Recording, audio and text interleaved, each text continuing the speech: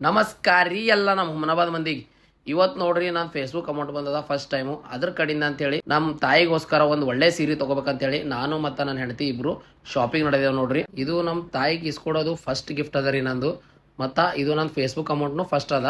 ನಾ ಈಗ ಹುಟ್ಟಿಷ್ಟು ದೊಡ್ಡವಾಗಿನ ಖರೆ ಇನ್ನೂ ತನಕ ನನ್ನ ತಾಯಿಗೆ ಏನೂ ಇಸ್ಕೊಟ್ಟಿಲ್ಲ ನಾನು. ಅದ್ರ ಕಡೆಯಿಂದೆ ಫಸ್ಟ್ ಫೇಸ್ಬುಕ್ ಅಮೌಂಟ್ ಬಂದದ. ಅದ್ರ ಕಡೆಯಿಂದ ಅವ್ರಿಗೆ ಇಸ್ಕೊಡ್ಬೇಕಂತೇಳಿ ಶಾಪಿಂಗ್ ಹೊಂಟಿದ್ದೇವೆ ನೋಡ್ರಿ. ಅಂತೂ ಇಂತೂ ಶಾಪಿಗೆ ಬಂದೆವು.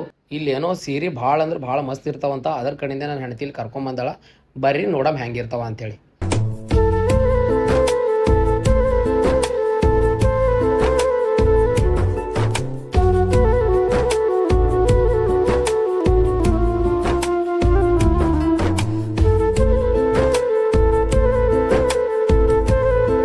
ಆ ದುಕಾನ್ ಹಾಕೋರು ನಮ್ಗೆ ಸೀರೆ ತೋರ್ಸ್ಲಕ್ಕಂತೇಳಿ ಮ್ಯಾಲೆ ಕರ್ಕೊಂಬಂದರು. ತೆಳಗೇನೋ ಸರಿಯಾಗಿದ್ದಿಲ್ಲ ಅಂತ ಅದ್ರ ಸಲುವಾಗಿ ಮ್ಯಾಲೆ ಬಂದೆವು. ಲೈಟ್ ಅಂತೂ ಫುಲ್ ಹಾಕಿದ್ರು ಅವರು. ಕತ್ತಲ್ ಅಂದ್ರೆ ಕತ್ತಲ್ ಕಾಣದಿತ್ತು. ಈಗ ಲೈಟ್ ಹಾಕ್ಮೇಲೆ ನೋಡ್ರಿ ಹೆಂಗೆ ಕಾಣತ್ತದ.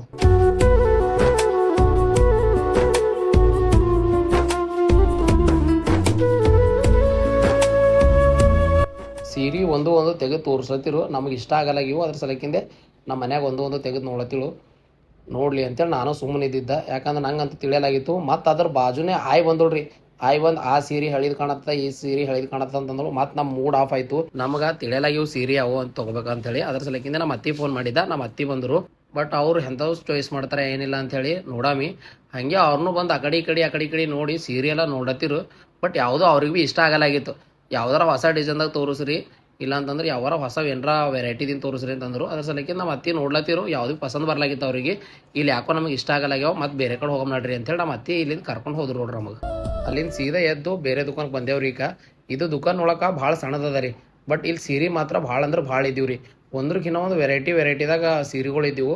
ಆ ಅಣ್ಣವ್ರಿಗೆ ತೋರಿಸ್ರಿ ಅಂದ್ರೆ ನಮಗೆ ಗೊತ್ತಾಗಲ್ರಿ. ಯಾಕೆ ಅದ್ರ ಸಲಕ್ಕಿಂದ ನಮ್ಮ ಮನ್ಯಾಗ ಹೊಂಟಾರ ನಿಂದಿರ್ರಿ ಅಂತಂದರು. ಅದ್ರ ಸಲಕ್ಕಿಂದ ನಿಂತೇವು ನೋಡ್ರಿ.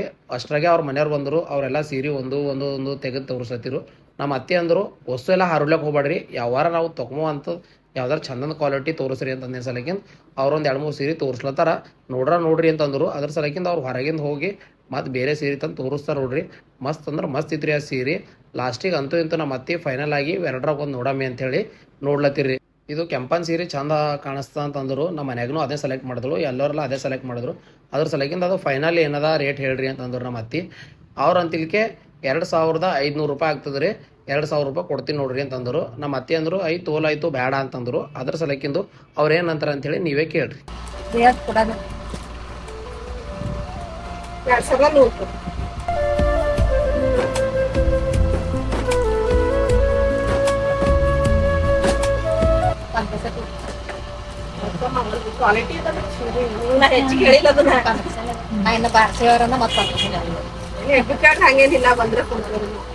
ಅಂತೂ ಇಂತೂ ಫೈನಲ್ ಆಗಿ ನಮ್ಮ ಅತ್ತಿ ಕರ್ಸಿನ್ಕ ನಮಗಂತೂ ಭಾಳ ಅಂದ್ರೆ ಭಾಳ ಫಾಯ್ದೆ ಆಯಿತು. ಯಾಕಪ್ಪ ಅಂತಂದ್ರೆ ಅವರು 2500 ಅಂತ ಹೇಳಿದ್ರು. ನಮ್ಮ ಅತ್ತಿ 1500ಕ್ಕೆ ಡನ್ ಮಾಡಿದ್ರು.